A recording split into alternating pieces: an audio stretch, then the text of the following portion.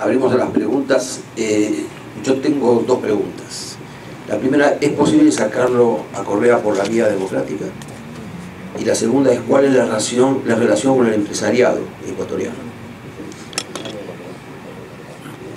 A ver, yo creo que sí se le puede sacar al presidente de la República democráticamente. Yo creo que sí se le pueden ganar en elecciones.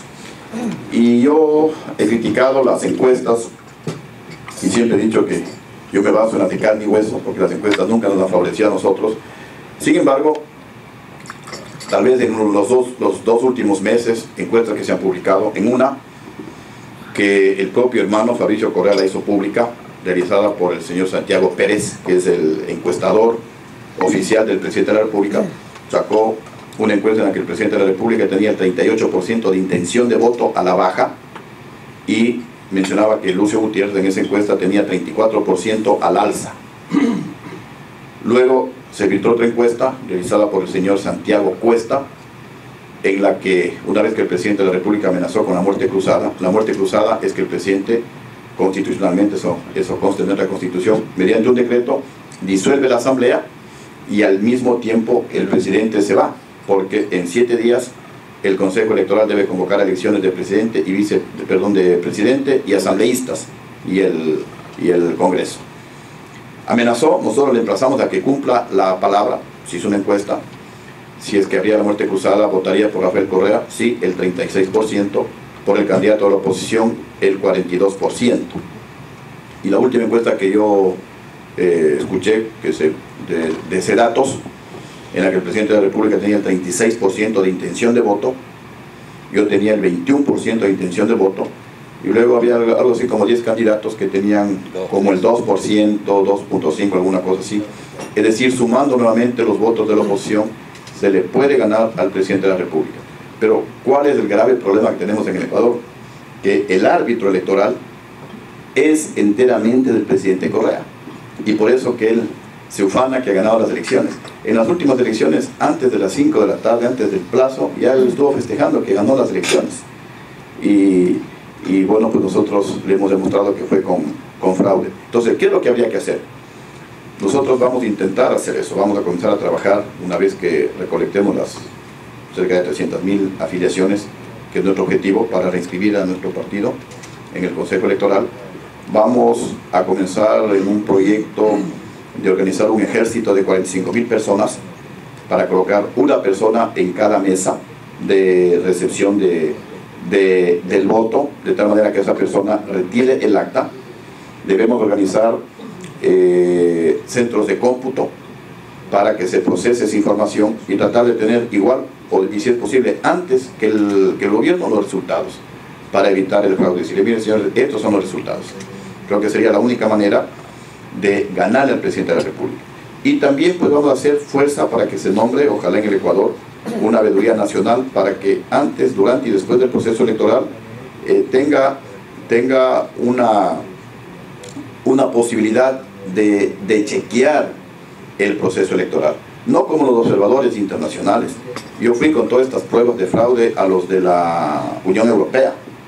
A la OEA no, porque lastimosamente la OEA tiene su parcialización, tiene ya su ideología similar a los de la ALBA, a los del socialismo del siglo XXI. Entonces yo con los de la OEA no me reúno, ni tampoco presenté las pruebas del fraude. Sí, lo hice a la Unión Europea, pero ellos me dijeron, mire, nosotros somos observadores, no somos jueces. Yo le dije, entonces ¿para qué vienen? O sea, vienen a avalar un fraude, eso no puede ser. Y es como el médico, ¿no? El médico no le puede decir a una persona, usted está sano, porque a lo mejor uno está gordito, coloradito, pero si se le hace una radiografía, un examen de laboratorio, tal vez, Dios no quiera, no puede tener cáncer o puede tener una enfermedad grave. Entonces, lo mismo se debe hacer en este proceso electoral, sobre todo en estos gobiernos totalitarios. Una veeduría que controle, que diga, vamos a hacer una auditoría informática antes del proceso electoral, cómo están los programas informáticos, a ver si están bien o tienen trampa, a ver cómo es el proceso, cómo designaron a los miembros que van a estar en las mesas receptoras del voto. Es decir, hay que hacer toda una auditoría de personal, de procedimiento, antes del proceso electoral, durante el proceso electoral y después del proceso electoral. Miren, hay casos así, pero flagrantes, en que después de las votaciones nosotros sacamos una impresión de la página web del Consejo Nacional Electoral. A las 4:11 de la mañana del día 27 de abril, 4:11 de la mañana. Las elecciones se terminaron el 26, domingo 26 de abril. 4:11 de la mañana, yo tenía 1.300.000 votos, y por ahí unos poquitos más. 4 minutos más tarde, 4 de la mañana y 15 minutos, 4 minutos más tarde tenía 1.200.000 votos. O sea, ¿cómo es posible que un programa informático para acumular votos, en lugar de acumular, solo resta votos? O sea, eso es solo posible en el socialismo del siglo XXI. Y así hicieron con otros asambleístas nacionales. Tenemos las pruebas, tenemos los datos, hemos ido al Consejo Electoral, al Consejo, ¿cómo se llama? El que, a donde una apela también Consejo Electoral. A la Corte Nacional Electoral. Sí, no sé, ¿sabes tu nombre? Hay el Consejo Nacional Electoral y hay el otro, el Tribunal Contencioso Electoral, creo que se llama, alguna cosa así. Bueno, fuimos allá, pero de todo lado el presidente Correa tiene mayoría, entonces es como pegarse contra un muro. Así que sí se requiere un gran trabajo que nosotros tenemos que hacerlo, y obviamente pues sí, es posible con el apoyo internacional en buena hora, en beneficio de la libertad, en beneficio de la democracia en el país. Porque si con elecciones transparentes gana el presidente Correa, bueno, tenemos que aplaudirle, tenemos que reconocer y a lo mejor hasta apoyarlo, por lo menos no impedir, porque sería esa la decisión del pueblo. El pueblo quiere eso, bueno, pues hay que respetarlo. Pero con este proceso fraudulento, obviamente que nosotros no estamos tranquilos. Y la relación era con el empresariado. Bueno, creo que aquí hay algunos empresarios que creo que podrían hablar mejor que yo, pero en general yo veo que no hay un escenario favorable para las inversiones productivas. Escucho que hay gente que sí está haciendo dinero, está ganando con el presidente Correa, algún sector empresarial que es ciego o que es muy inmediatista, que no ve en el mediano y en el largo plazo. Lo mismo he escuchado, existe en Venezuela, hay algunos empresarios que están ganando con el chavismo y se mantienen ahí cómodos, pero no se dan cuenta que el barco se está hundiendo, y cuando se hunde el barco, pues se van a hundir todos y también ellos. ¿Preguntas? César. Presidente, gracias por su exposición, muy dramática la situación. Yo soy venezolano, empresario, y aprecio muchísimo lo que usted está diciendo sobre su país, que lamentablemente tenemos similares situaciones en Venezuela. Mi pregunta se dirige a lo siguiente: ¿cuál es en su opinión la posición del sector militar del Ecuador? Hay una carta que circuló en el Ecuador, que supuestamente le envió Fidel Castro al presidente Hugo Chávez, en la que decía, entre otras cosas, tienes que comprar a los militares, darles a los militares el petróleo, manténlos en ciertas actividades, súbeles el sueldo, a los empresarios hazles bu y corren, a los adversarios políticos invéntales cosas, sígueles juicios, sácalos al exterior.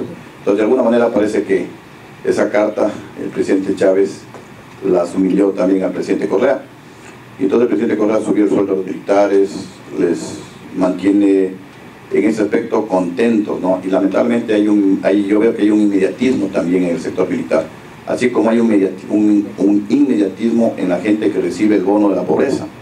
Esa gente dice, verá, cuando recorremos y hablamos con esa gente, algunos les logramos hacer reflexionar, a otros no. Dicen, mire, que se roben la plata, que venga el comunismo, porque a mí me dan los $25, basta.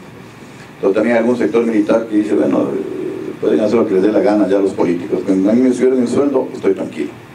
Sin embargo, ha habido un gran deterioro en las Fuerzas Armadas, institucionalmente hablando. Prácticamente arrasaron con las instituciones de seguridad y de inteligencia de las Fuerzas Armadas. Aquí está el resultado del coronel Pazmiño, le sacaron de la institución militar, y lo mismo hicieron con la policía, porque descubrieron que funcionarios del gobierno de Correa tenían vínculos con el narcotráfico, y como eso salió a la luz, pues había que desmantelar a esas instituciones de seguridad y de inteligencia militar y policial. En el caso de las Fuerzas Armadas desmantelaron lo que se llamaba la Honorable Junta de Defensa Nacional, que era un organismo compuesto o integrado por los comandantes de fuerza, el jefe del comando conjunto, para priorizar el gasto y las compras militares. Priorizarlo, porque las necesidades son muchas, pero bueno, el dinero siempre es insuficiente, tenían que priorizar. Y eso lo desmantelaron y ahora compra el gobierno de manera directa. y por eso hay varios escándalos. Uno de los últimos, la compra de helicópteros para el ejército, que fueron cuestionados, que no eran versátiles para el uso militar. Se cayó un helicóptero, cuando fueron a hacer investigación, el motor, me parece que era del año 2009-2008, digamos, debía ser de ese año, 2008-2009, cuando se cayó el helicóptero, y había sido, creo que del 2005 o 2004, o sea, evidencias clarísimas de peculado, pero no pasa absolutamente nada en el Ecuador. Creo que existe descontento, sobre todo de coronel para abajo, por los vínculos, de alguna manera pues se filtran las informaciones, los vínculos evidentes que tiene este gobierno con las FARC y con el narcotráfico. Eso no, por más que quieren pues taparlo, las evidencias son tan grandes que por ahí saltan y se hacen visibles. Hace 2 o 3 días el gobierno colombiano agradecía al Ecuador por la colaboración en el combate que hubo y dieron de baja como 25 guerrilleros en la frontera del Ecuador con Colombia. Rápidamente el gobierno ecuatoriano dice: no, mentira, nosotros no hemos participado, porque obviamente que no se enojen nuestros amigos de las FARC. Así que todo eso yo creo que sí crea un malestar en Fuerzas Armadas, y hay una reflexión en los militares, y en ese sentido pues yo creo que sí hay un descontento. Pero en todo caso yo creo que, insisto, a Rafael Correa hay que derrotarle democráticamente para que no se victimice. La oposición tenemos que unirnos, eso sí, en base a un proyecto con principios pues y valores a defender, los que estemos de acuerdo en defender la libertad de expresión, la independencia de funciones, la rendición de cuentas, el respeto a los derechos humanos, etcétera, etcétera. Unámonos. Creo que podría ser un camino. Y luego formar el equivalente a un Consejo Nacional Electoral paralelo. Si no tenemos algo para controlar las votaciones, todo el esfuerzo que hagamos va a ser infructuoso, porque el día de las elecciones vamos a perder. Gracias. ¿Más preguntas? Presidente, muchas gracias por su exposición. A nosotros los venezolanos nos preocupa que los compañeros de Ecuador cometan nuestros mismos errores. Entonces, una inquietud que tengo en estos días es que he visto que hay alguna gente muy respetable del Ecuador promoviendo un referéndum revocatorio, que pienso que es a deshora, que podría terminar favoreciendo más al presidente Correa que a la oposición. ¿Cuál es la posición suya con respecto a ese referéndum revocatorio? A ver, primero nosotros, y lo hemos dicho en declaraciones de la prensa, le auguramos el mayor de los éxitos a Carlos Vera en la recolección de firmas.